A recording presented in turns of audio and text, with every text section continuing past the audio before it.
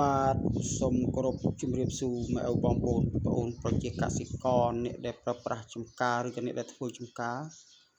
ប្រសិនបើមានពពួកទុំ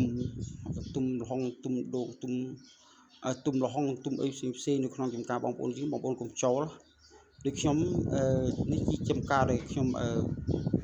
បំរើការនៅក្នុងក្រុមហ៊ុននេះខ្ញុំអត់ដែលឲ្យចូលទេមិនថាតែទុំអីដើមជីដើមអីផ្សេងនៅក្នុងចម្ការនោះខ្ញុំយកមកកិន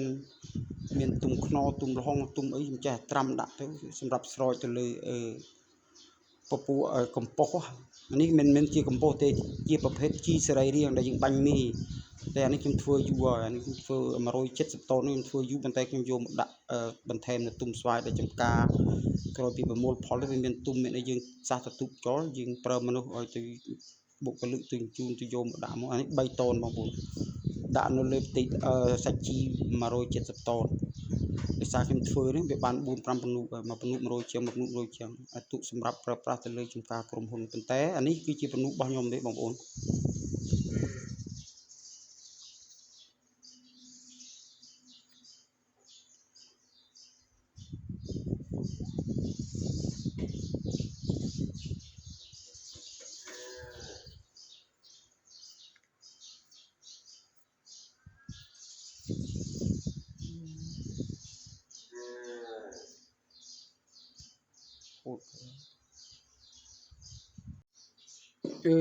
នេះគឺជាវិធីសាស្ត្រដែលយើងដាក់នេះជាពនុករបស់ខ្ញុំទេខ្ញុំជូនដាក់ខ្ញុំធ្វើ170តោនដែរសម្រាប់លក់ចែកចាយបងប្អូន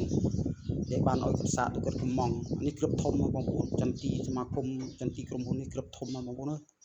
ដោយសារថាខ្ញុំប្រើទៅលើវាច្រើនឆ្នាំថ្មីខ្ញុំដាក់6គីឡូតែឆ្នាំនេះខ្ញុំឡើងច្រើនជាងនោះទៀតគឺខ្ញុំដាក់មួយដើម12គីឡូហើយដើមវា